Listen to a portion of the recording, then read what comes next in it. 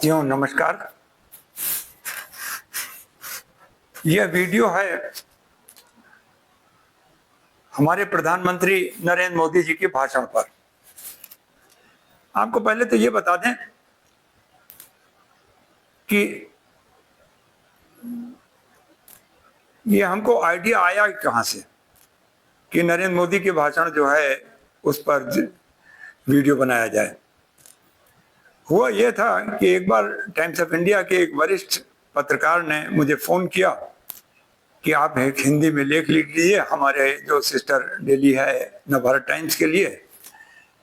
तो ये आइडिया आया कि नरेंद्र मोदी के भाषण में भी कुछ खास बात है।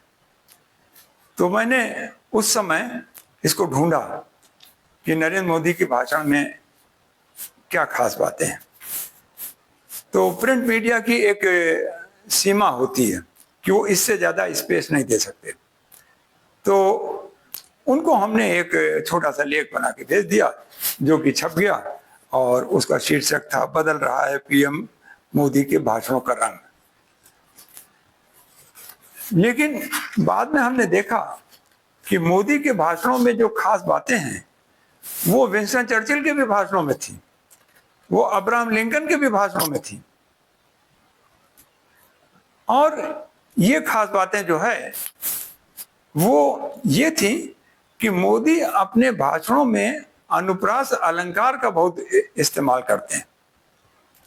अनुप्रास अलंकार का मतलब ये होता है कि एक ही शब्द को बार बार या एक ही अक्षर को बार बार रिपीट करना।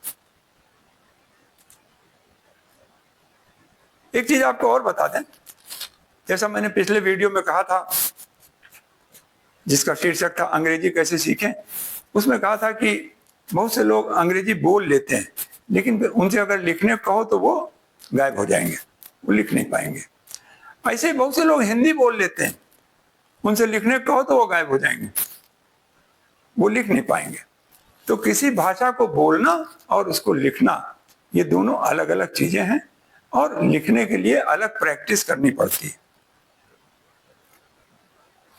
इसी तरह किसी भाषा को जानना और उसमें भाषण देना उसके लिए भी जो है अलग से प्रैक्टिस करनी पड़ती है। तो नरेंद्र मोदी ने धीरे धीरे प्रैक्टिस ये की है। इनके पहले के भाषण उतने अच्छे नहीं होते थे जितने आज के भाषण होते हैं। ये प्रैक्टिस धीरे धीरे हुई है। यही अब्राहम लिंकन के भाषणों में था और यही विंस्टन चर्चिल के भाषणों में था। वो विंस्टन चर्चिल का तो एक गुरु था भाषण लिखने के बारे में, उसका नाम था बर्की कॉकरेन। वो न्यूयॉर्क का कांग्रेसमैन था, इनकी चर्चिल की मां का जानने वाला था जिससे कि वो 21 साल में मिले थे। तो आप कोई गुरु रखें या ना रखें लेकिन उसके लिए प्रैक्टिस करनी पड़ती है। जैसे जो नृत्य लोग जो करते हैं, जो गायक होते हैं, वो भी चाहे रोज गाना ना गाएं, पब्लिक परफॉर्मेंस ना हो, लेकिन उसकी प्रैक्टिस रोज करते हैं। तो भाषण की भी प्रैक्टिस करते करते वो आती है बात, बगैर प्रैक्टिस के नहीं आती। It's only the practice that makes a man perfect. तो भाषण देने की कला में निपुणता जो है नरेंद्र मोदी ने धीरे धीरे हासिल की है। मैं गुजरात में था तब भी मैंने इनका भाषण सुना और गुजरात में ही जब ये चीफ मिनिस्टर थे तो धीरे धीरे मैंने देखा वो निपुणता आने लगी थी। और उसके पहले भी रही होगी, जब ये प्रचारक थे तब भी भाषण देते थे, वो मेरा कभी सुनने का मौका नहीं मिला। लेकिन जब ये नेशनल सीन पे आ गए तब ज्यादा सुनने का मौका मिला। तो नरेंद्र मोदी के भाषणों में, इनके विंस्टन चर्चिल के भाषणों में, अब्राहम लिंकन के भाषणों में एक समानता है। जो समानताएं हैं वो मैं बता दूंगा और जो असमानताएं हैं वो भी बता दूंगा। और जो लोग भाषण देने की कला को सीखना चाहें वो उससे अपने मतलब की सामग्री उठा लें। तो जो समानताएं हैं, पहले मैं दो बड़े वो पढ़ दूं, ये जो अब्राहम लिंकन का जो सबसे मशहूर भाषण जो है वो, और सबसे मशहूर भाषण उनका जो है गेट्सबर्ग एड्रेस है, जिसकी कंक्लूडिंग लाइन है, यानी आखिरी लाइन जो सबसे मशहूर है अब्राहम लिंकन के नाम से आज भी दर्ज है। ये भाषण 19 नवंबर 1863 को दिया गया, 19 नवंबर 1863 को। उसकी आखिरी लाइन में उन्होंने कहा, and that government of the people, by the people, for the people shall not perish from the earth. यानी government of the people, by the people, for the people, यानी पीपुल पीपुल शब्द जो है 3 बार आया। इसी तरह से जो विंस्टन चर्चिल का एक बड़ा महत्वपूर्ण भाषण है, जब ये तब का है जो उन्होंने हाउस ऑफ कॉमन्स में दिया था, इसकी डेट थी 4 जून 1940, 4 जून 1940 हाउस ऑफ कॉमन्स में दिया था। और ये उस समय का भाषण है जब फ्रांस में ब्रिटिश सेनाएं हार गई थी, फ्रेंच सेनाएं भी हार गई थी, जर्मन सेनाओं ने फ्रांस ऑक्यूपाई कर लिया था, सेकेंड वर्ल्ड वॉर की बात है, और पेरिस ने तो सरेंडर कर दिया, बगैर लड़े सरेंडर कर दिया था, आत्मसमर्पण कर दिया था। तो लोगों में जोश भरने के लिए चर्चिल ने यह भाषण दिया पार्लियामेंट में। वो है, we shall fight on the beaches, we shall fight on the landing grounds, we shall fight in the fields, in the streets, we shall fight in the hills, we shall never surrender. हम कभी भी आत्मसमर्पण नहीं करेंगे। आप देखिए, we shall fight 2 बार, we shall fight 3 बार आया, और नहीं 4 बार, फिर we shall fight in the hills 4 बार आया कि हम समुद्र के तटों पे लड़ेंगे, हम मैदानों में लड़ेंगे, हम पहाड़ियों में लड़ेंगे, लेकिन हम कभी सरेंडर नहीं करेंगे। तो ये है अनुप्रास अलंकार। अनुप्रास अलंकार का अभी जो सबसे लेटेस्ट है, जो नरेंद्र मोदी ने इस्तेमाल किया, तमाम जगह उन्होंने इस्तेमाल किया। नरेंद्र मोदी ने बिहार में अभी 2 सितंबर को, यानी इसी महीने, ये भाषण दिया कि बिहार वो धरती है जहां मातृशक्ति का सम्मान, माँ का सम्मान हमेशा सर्वोपरि रहा है। यहाँ गंगा मैया, कोसी मैया, गंडकी मैया, पुनपुन मैया, इन सब की पूजा होती है। अब देखिए, मैया मैया शब्द जो है 1 2 3 4 बार आया, और ये सब अपील करते हैं श्रोताओं को। और हम सबको गर्व है कि जानकी जी यहीं की बेटी थी, यानी माता सीता भी यहीं की बेटी थी। तो अनुप्रास अलंकार का यूज जो है नरेंद्र मोदी ने अपने भाषणों में बहुत करते हैं। दूसरा, और अब्राहम लिंकन भी करते थे और विंस्टन चर्चिल भी करते थे। दूसरा जो भिन्नता है नरेंद्र मोदी के भाषणों में और अब्राहम लिंकन और इनके विंस्टन चर्चिल के भाषणों में, आप देखेंगे अमेरिकन प्रेसिडेंट जो है अपना भाषण पढ़ता है। जब ऑफिशियल भाषण दे रहा होता तो वो पढ़ता है। इसी तरह हाउस ऑफ कॉमन्स में जो उन्होंने भाषण दिया, विंस्टन चर्चिल ने वो पढ़ा। अब्राहम लिंकन का जो भाषण मैंने आपको बताया, democracy for the people, by the people वगैरह जो था, वो उसके कई बार ड्राफ्ट बनाए गए। वो ड्राफ्ट सब वहां के आर्काइव में रखे हुए हैं। तो वो मतलब कई बार लिखा गया, और तब जो है अब्राहम लिंकन ने पढ़ा। हमारे यहाँ पढ़ने वाला सिस्टम नहीं है। हमारे देश में श्रुति पर आधारित भाषण होते हैं, और वो परंपरा रही है, हजारों साल से परंपरा चल रही है। तो हमारे यहाँ अगर कोई अपना भाषण पढ़ने लगे तो वो बिल्कुल बोरिंग हो जाएगा। तो नरेंद्र मोदी में ये आदत नहीं कि वो भाषण पढ़ें, वो कुछ पॉइंट बना के ले आएंगे ताकि कोई पॉइंट रह न जाए, और उसको पढ़ेंगे। तो जब नरेंद्र मोदी पहली बार संयुक्त राष्ट्र संघ में भाषण देने गए तो बड़ी समस्या हो गई कि इनको भाषण पढ़ना था। तो इन्होंने उस समय, सुषमा स्वराज हमारी विदेश मंत्री थी, मिनिस्टर फॉर एक्सटर्नल अफेयर्स थी, उनसे कंसल्ट किया। उन्होंने कहा कि भाई हम कुछ पॉइंट बना के ले जाएंगे, उन पर बोल देंगे। तो सुषमा स्वराज ने कहा कि नहीं नहीं, आपको पढ़ना पड़ेगा। जो भाषण तैयार किया गया है, जो आप पॉइंट बताइए उस पर तैयार है और उसमें आपको पढ़ना पड़ेगा। तो नरेंद्र मोदी को भाषण पढ़ने की प्रैक्टिस करनी पड़ी, क्योंकि ये प्रैक्टिस उनको थी नहीं कभी, और आज भी नहीं है। और अभी आपको बता दें कि नरेंद्र मोदी ने संयुक्त राष्ट्र संघ में जाने से इनकार कर दिया। अभी जब उसका शायद इसी महीने वहाँ होना, उसका सेशन होने जा रहा है, तो जनरल असेंबली का, तो हो सकता है कि, मुझे नहीं मालूम उसका कारण क्या है, लेकिन हो सकता है एक कारण ये भी हो कि उनको पढ़ा हुआ भाषण, जो लिखा हुआ भाषण पढ़ने में दिक्कत होती है। वो एक्सटेम्पोर बोल सकते हैं, और अमेरिकन प्रेसिडेंट जो बोलेगा वो लिखा हुआ भाषण बोलेगा। ये एक बहुत बड़ा फर्क है। दूसरा, नरेंद्र मोदी ने अपने भाषणों से हिंदी को अंतर्राष्ट्रीय जगत में स्थापित किया। इसके पहले ये खबरें छपती थी कि अटल बिहारी वाजपेयी ने पहली बार संयुक्त राष्ट्र संघ में हिंदी में भाषण दिया, या वहां वो हिंदी में बोले, ये खबरें छपती थी। अब ये खबरें नहीं रही। अब नरेंद्र मोदी गए, जापान के प्राइम मिनिस्टर सभी मिले और हिंदी में बोले, उसको ट्रांसलेट किया गया। पुतिन से मिले, डोनाल्ड ट्रंप से मिले, सबसे वो हिंदी में बोले। अब ये खबर नहीं रही, अब ये परंपरा हो गई है।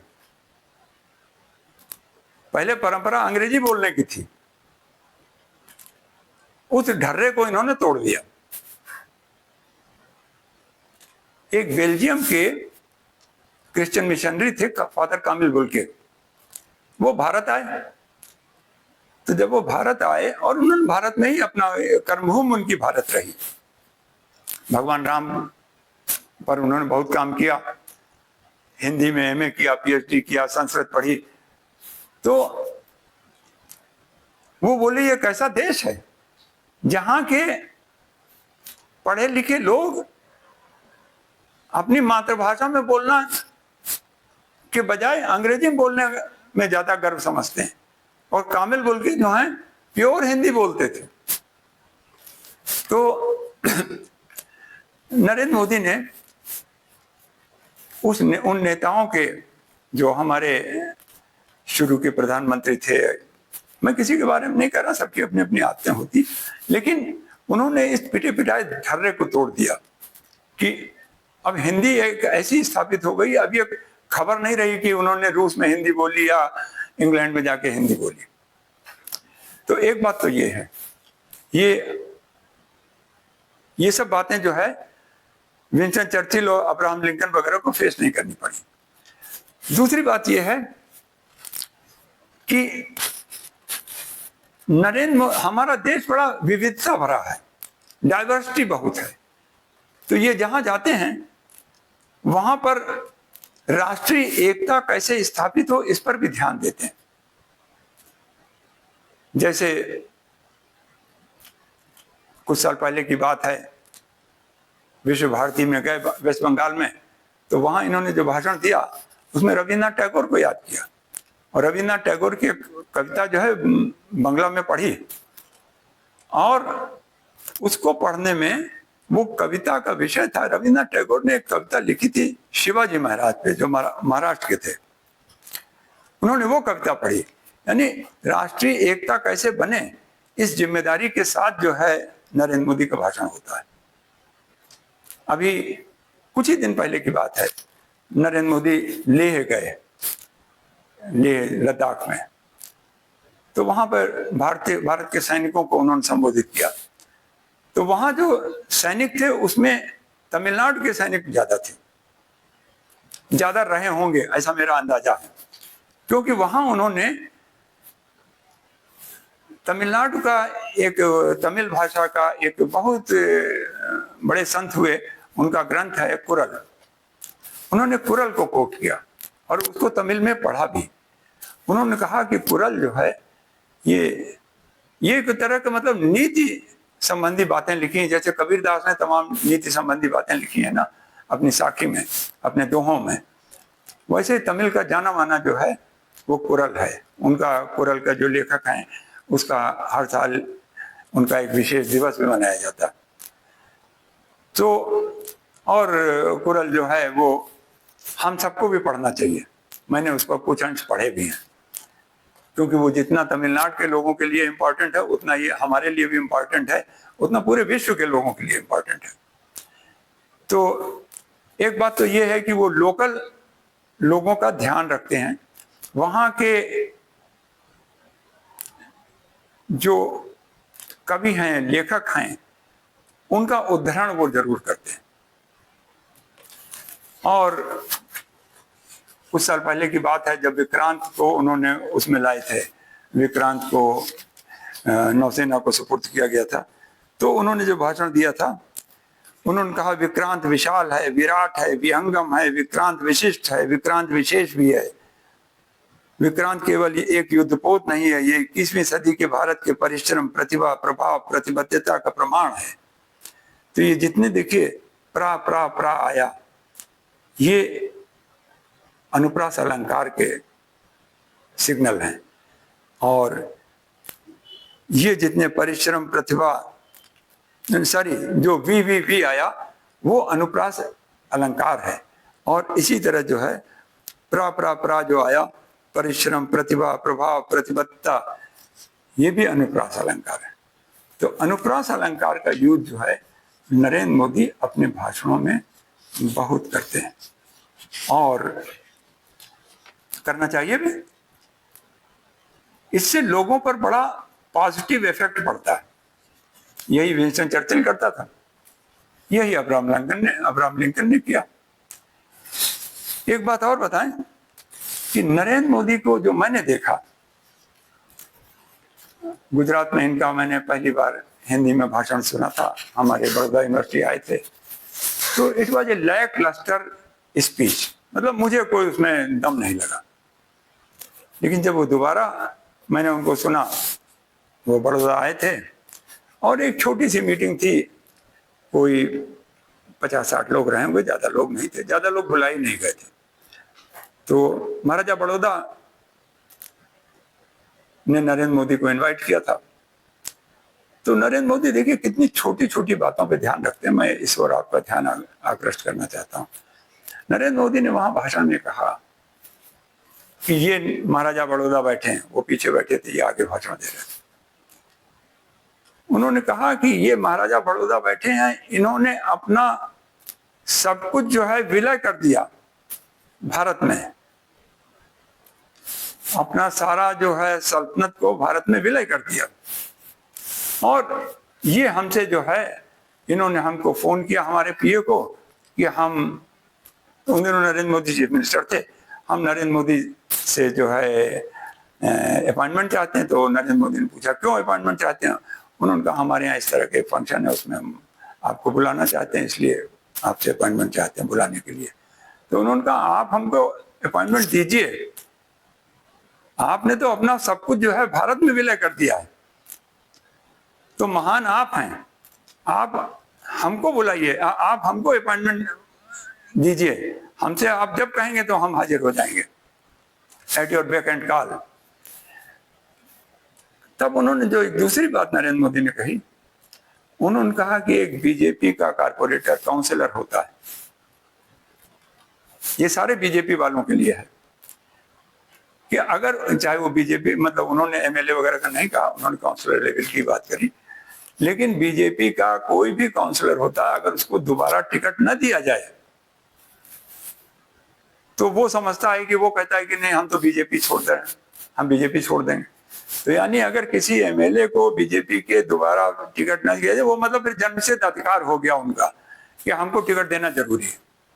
अगर हम एक बार जीत गए हैं तो अब वहां दूसरा आदमी न दिया जाए, हम ही जीतते रहेंगे। तो नरेंद्र मोदी इन छोटी छोटी बातों को अच्छी तरह समझता है और अच्छी तरह से कह भी देता है। ये खाली वैसा नहीं कि वो अपने जेब में ही रखता है।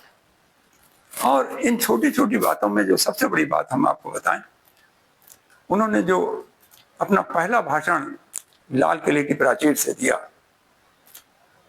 उसमें और जो कि सबसे ज्यादा हिट हुआ। कई देश के, दुनिया के बड़े बड़े पत्रकार जो है हक्का बक्का रह गए। उसमें उन्होंने कहा, पहले भाषण में उन्होंने कहा कि हमारी माताएं बहनें सुबह सुबह खुले में शौच के लिए जाती हैं, ये हम सबके लिए बड़ी शर्म की बात है। ये बात कोई और भी कह सकता था। ये बात कोई, उन्होंने सब शौचालय बनाने के लिए एक पूरी योजना सामने रखी, और आज जो है देश के कोने कोने में शौचालय बन गए हैं लोगों के लिए, ताकि ये बंद हो कि खुले में शौच के लिए जा रहे हैं। इसको जो है असम्मान की दृष्टि से देखा गया, नरेंद्र मोदी ने देखा। और ये जो बात उन्होंने लाल किले से कही, इसको कोई राष्ट्र का नेता इससे पहले हिम्मत नहीं कर पाया था। सभी जानते थे कि हमारी महिलाएं खुले में शौच के लिए जाती हैं, लेकिन इस मुद्दे को उठाना, इस मुद्दे पर भाषण दे देना, ये कोई और कर नहीं पाया। इंडियन एक्सप्रेस के एक शेखर गुप्ता रहे हैं, अभी भी हैं वो, अभी शायद इंडियन एक्सप्रेस में नहीं है, मुझे नहीं मालूम। तो शेखर गुप्ता ने अपने एक इंटरव्यू में कहा कि हम लोग बड़ी गलती कर गए, ये बड़ी चूक कर गए कि हम लोग इस बात को नहीं समझ पाए थे नरेंद्र मोदी के बारे में। अच्छा, नरेंद्र मोदी ग्रास रूट से निकला हुआ नेता है, जमीन से निकला हुआ नेता है, उसको जमीनी हकीकत मालूम है, इसलिए वो इस तरह की बातें कर पाते हैं। तो साथियों, आज के लिए बस इतना ही। और जो लोग भाषण देने की कला को सीखना चाहें, उन्हें अगर इसमें से कुछ पॉइंट अपने मतलब के लगे हों, तो वो उसको प्रैक्टिस करनी पड़ेगी। विदाउट प्रैक्टिस कुछ होता नहीं, बगैर मेहनत के कुछ होता नहीं। So practice makes a man perfect. So thank you very much. नमस्कार।